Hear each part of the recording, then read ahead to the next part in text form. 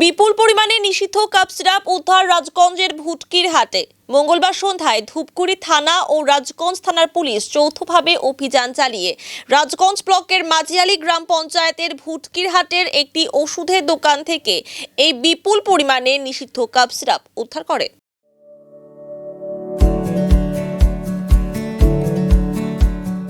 Pamper, not just a hospital, but a mother.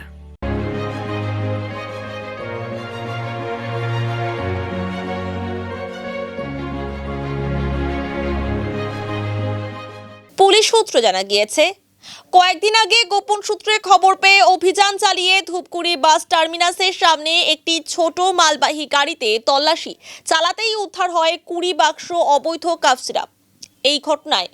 ওই ঘটনায় গাড়ির চালককে গ্রেফতার করা হয়। ধৃতকে জেরা করে তদন্তে নেমে রাজগঞ্জের ভুটকির হাট থেকে একটি ওষুধের দোকান থেকে বিপুল পরিমাণে অবৈধ কাপ সিরাপ উদ্ধার করল পুলিশ। এই বিষয়ে বাড়ির মালিক জানান, আজ থেকে প্রায় 1.5 বছর আগে আমাদের এই দোকানটি ভাড়া দেওয়া হয়। শিলিগুড়ি ও ময়নাগুড়ির দুজন মিলে ওষুধের পাইকারি দোকান হিসেবে ভাড়া নেন।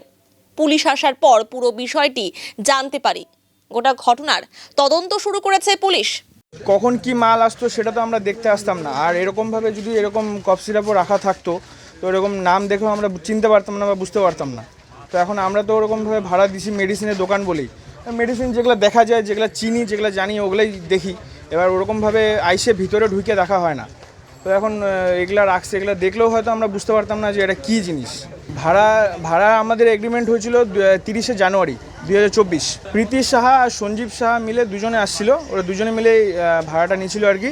আর এগ্রিমেন্টটা আছে প্রীতি সাহার নামে, আর সঞ্জীব সাহা হচ্ছে ওনার বয়ফ্রেন্ড বলেই আমাদেরকে বলছিল আর কি। সঞ্জীব সাহার বাড়ি হচ্ছে শিলিগুড়িতে বলছিল, হায়দারপাড়া, আর প্রীতি সাহার ওর বাড়ি ময়নাগুড়িতে বাজারে। গতকাল রাত্রে 2:30-3টার দিকে এসে পুলিশ এমনি লাইট মারছিল। তো আমাদেরকে, আমি বাইরে বেরোলাম, বললো যে উত্তম সাহাকে। আমি বললাম বাবা, বললো দোকানটা কার? আমি বললাম রেন্টে দেওয়া আছে। তো বললো নিচে আসুন। নিচে এসে বললো যে এরকম ব্যাপার, এটা খুলে চেক করবে। তো আমরা বললাম আমাদের কাছে তো চাবি নেই। তো তারপর ওরা তালা ভাঙলো, তালা ভেঙে দেখলো যে এরকম সিরাপ টিরাপ 84 কার্টুন আছে আর কি। তো এগুলো কফ সিরাপ বললো, তো ব্র্যান্ডেড। তো আমরা তো সেসব কিছু জানি না, জানলেও হয়তো বুঝতে পারতাম না এটা অবৈধ না বৈধ।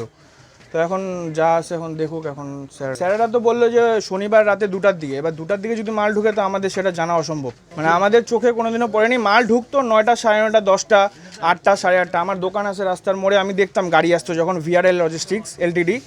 তো ওই গাড়ি দেখতাম 9:30, 10টার দিকে আসতো, কিন্তু এত রাতে কোনোদিনও আমাদের চোখে পড়েনি। আর হয়তো আসছিলেও, হয়তো জানি না, আমরা হয়তো ঘুমায় টুমায় থাকি, এটাই আর কি।